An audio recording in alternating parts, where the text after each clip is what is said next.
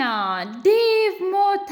ዶክተሩ ቤቲን በመኪና ገጫት። አደይ በሐዘን ተቃጠለች። አለልኝ እና ጫኔ አበቃላቸው።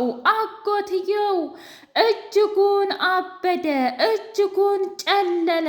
በማያስበውና በማይገምተው ሁኔታ ዴቭ ከዚህ ዓለም በመለየቱ እጅጉን ያሳዘናትና ልቧን የሰበራት አደይ ቆይ ምንድነው የማደርገው? ምክንያቱም በእኔ ምክንያት ነው ዴቭ የሞተው፣ በእኔ ምክንያት ነው እያለች ራሷን መውቀሱን ቀጠለችበት። የዴቭ እናት መሳሪያዋን ይዛ ሂዳ እገላችኋለሁኝ፣ ምክንያቱም የልጅን ጮኛ የገደሉት የገዛ ባሌና እንዲሁም ግብረ አበሮቹ ናቸው ብላ ጉድ አፈላች። በሌላ በኩል ብርሃኔ እባካችሁ እንደዚህ አታድርጉ እያለች ብትልም እንኳ ፍጹም ፍቃደኛ አልሆኑም። እናንተ የእውነትም የተረገማችሁ ናችሁ፣ በጣም ታሳፍራላችሁ። እንዴት ነው የልጅን ጮኛ የምትገሉት ብላ አለች። እባክሽ አስበነው አይደለም፣ እኛ የፈለግነው ጋሼን ቆላ ያሉት ሰዎች ጋሼን እንዲለቁልን ነው እንጂ ሆን ብለን አይደለም። እና እኛ እንዴት ብታስቢ ነው ዴቭን ለመግደል የምናስበው ብሎ ሊያስረዳት ቢፈልግም እንኳ ፍጹም እሷ ግን እሽ ልትል አልቻለችም። አደይ በቃ ከዚህ በኋላ ምንም ህይወት የለኝም፣ እራሴን አጠፋለሁኝ፣ እሞታለሁ እያለች ቤተሰቡን በሙሉ ረበሸች። የአደይ እናትና ብርሃኔ እህቴ እባክሽን ተረጋጊ፣ እኛ እኮ በአንቺ ሐዘንና ጭንቀት ምክንያት ልንሞት ነው፣ እንዴት ነው እንደዚህ የምትዩ ብላ አለች። በቃል ከዚህ በኋላ ምንም ነገር እንድትናገሩኝ አልፈልግም።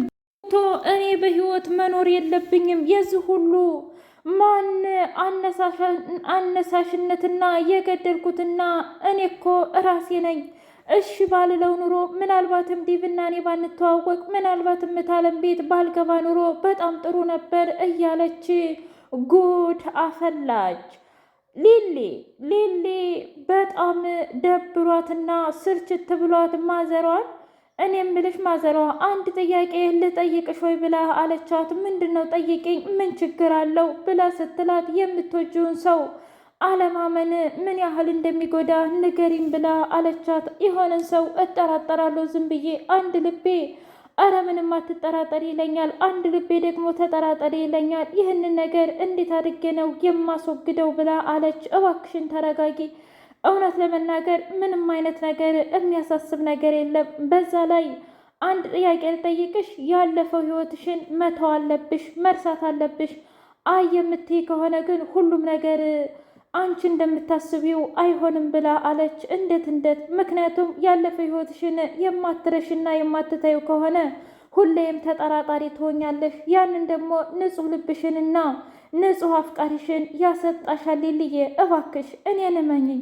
ምክንያቱም ትናንት ዛሬ አይደለም፣ ዛሬ ደግሞ ነገ ሊሆን አይችልም። በቃ ህይወት እንደ አዲስን መጀመር ተለማመጂ፣ እንደ አዲስ ሁሉንም ነገር አሱበሺ መጀመር አለብሽ ብላ አለች። ሰላም ውድና የተከበራችሁ የህያ ቤቴ ቤተሰቦቼ እንዴት ናችሁልኝ? ሁሉ ሰላም፣ ሁሉ መልካም። እኔ እግዚአብሔር የተመሰገነ ይሁን ሰላም ነኝ፣ ደህና ነኝ። ለዚህ ቻናል አዲስ የሆናችሁ ሰብስክራይብ እያደረጋችሁ ቤተሰብ የሆኑ ነባር ቤተሰቦቼ ስለምትከታተሉኝ እጅጉን አድርጌ አመሰግናለሁ። እጅግ አስተማሪውና አጓጊው ሰራተኛዋ አደይ እንደቀጠለ ይገኛል። እንግዲህ ዴቭ መሞቱንና ከዚህ ዓለም መሰናበቱን ሁላችንም ሰምተናል።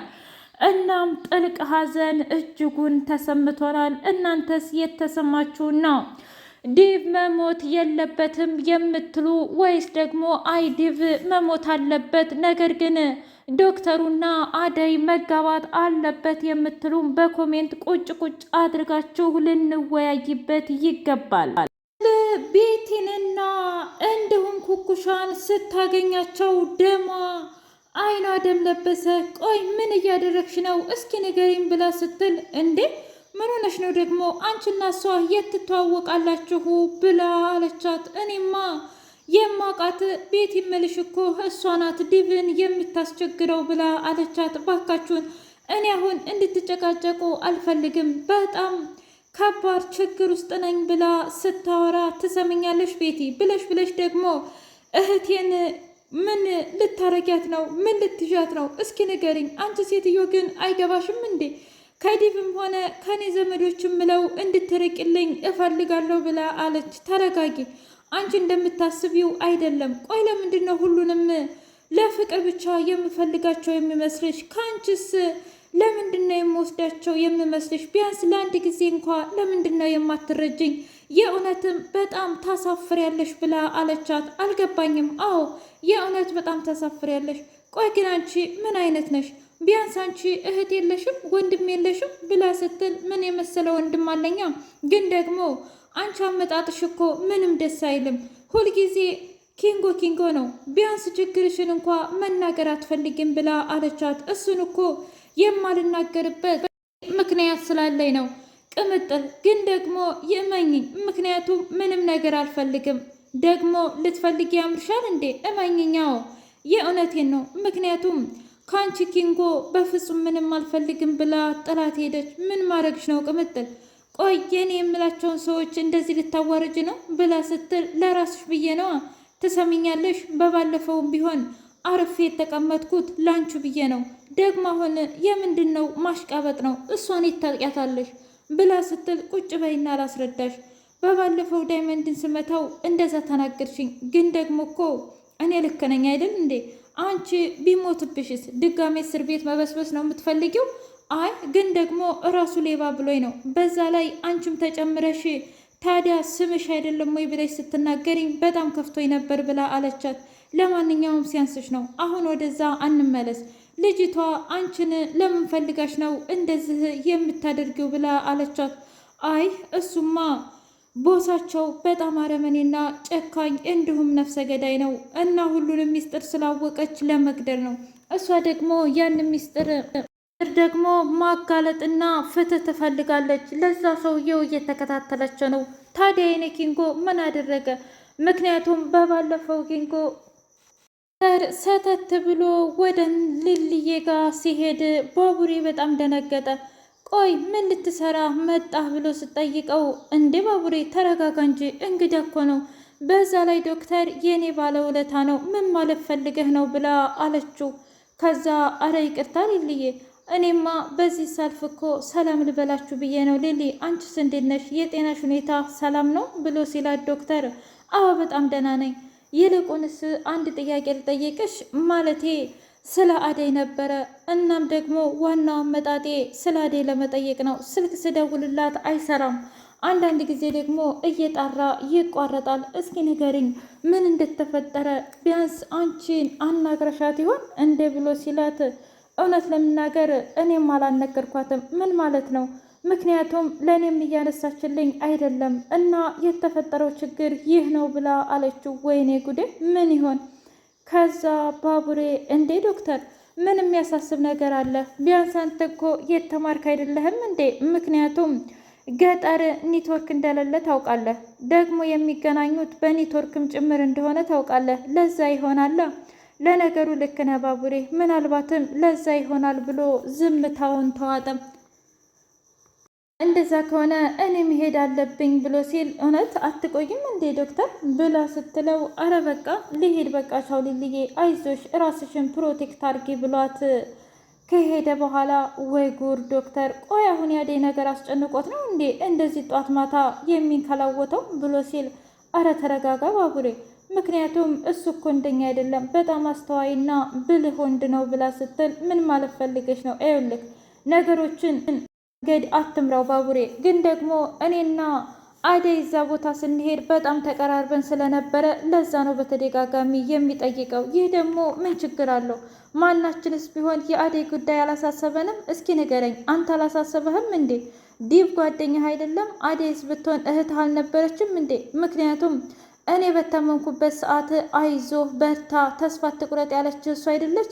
የእውነት በጣም ትገርማለህ። ለካ አንተ እኔን ካገኘህ በኋላ የኔን ጓደኞች ትታቸዋል ብላ አኩልፋ ስትወጣ፣ አረ ተረጋጊ ሊልዬ፣ እኔ እኮ እንደዛ ለማለት ፈልጌ አይደለም ብሎ አላት። በሌላ በኩል ዶክተር ቤቴን ለማከም በጣም ከባድ ውጣ ውረድ ደረሰበት።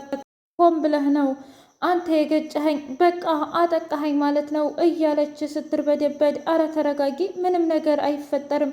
ቆይ ምንድን ነው በዚህ ልክ እንደዚህ የምትሆኚው? እኔ እኮ ሆን ብዬ አይደለም፣ አንቺ ራስሽ ነሽ መኪና ስር የወደቅሽብኝ ብሎ አላት። ለነገሩ ልክ ነህ፣ እኔ መሞትን ፈልጌ ነበር። ምን? ስለምን መሞት ነው የምታወሪው? አልገባኝም። በቃ ተወኝ ዶክተር፣ አሁን መሄድ እፈልጋለሁ። አይ እኔማ ሳላክምሽ እኮ በፍጹም አትሄጂም ብሎ አላት።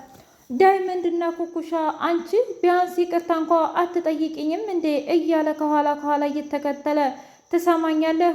እኔ በቃ ሰልችቶኛል። በአንተ ዙሪያ ያሉት ሰዎች በሙሉ ለምን እንደዚህ ያደረግሽ ዳይመንድን፣ ለምን እንደዚህ ያደረግሽ ዳይመንድን እያሉ እየጨቀጨቁኝ ነው ያሉት።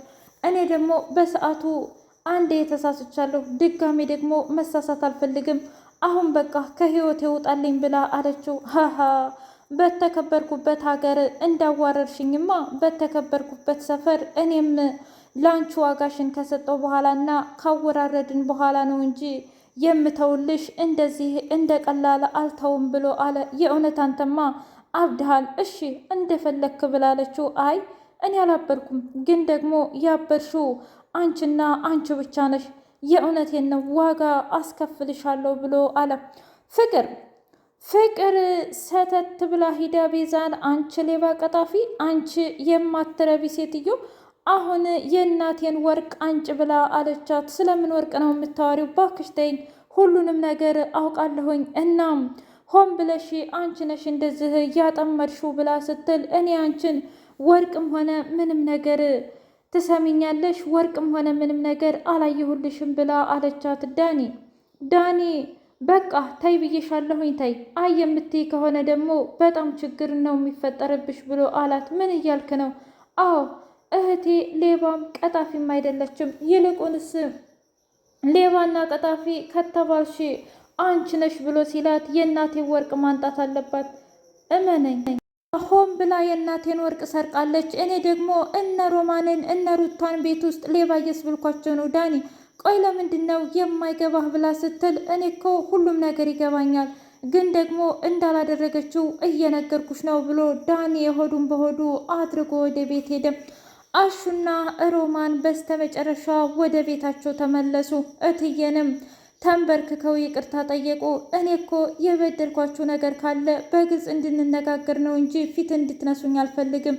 ምክንያቱም እኔ ያጠፋሁት ነገር የለኝም። አዎ እንደ እናት ጥፋት ሳይ መቆጣቴ ይህ ስህተት ከሆነ የእውነትም እንደ እናትና እንደ ልጅ አይደለም ማለት ነው የምንሰራው፣ እንዳሰሪና እንደ ሰራተኛ ነው ብለው በጣም ተስፋ ቆረጡ። እትዬ በፍጹም ወርቅዎትን እኔ አላነሳሁም፣ ግን ደግሞ የእውነት አንስተዋል ካሉ ደመወዜን ይቅረጡ፣ ለአንድ ወር ያህል በነፃ አገለግላለሁ ብላ ተናገረች።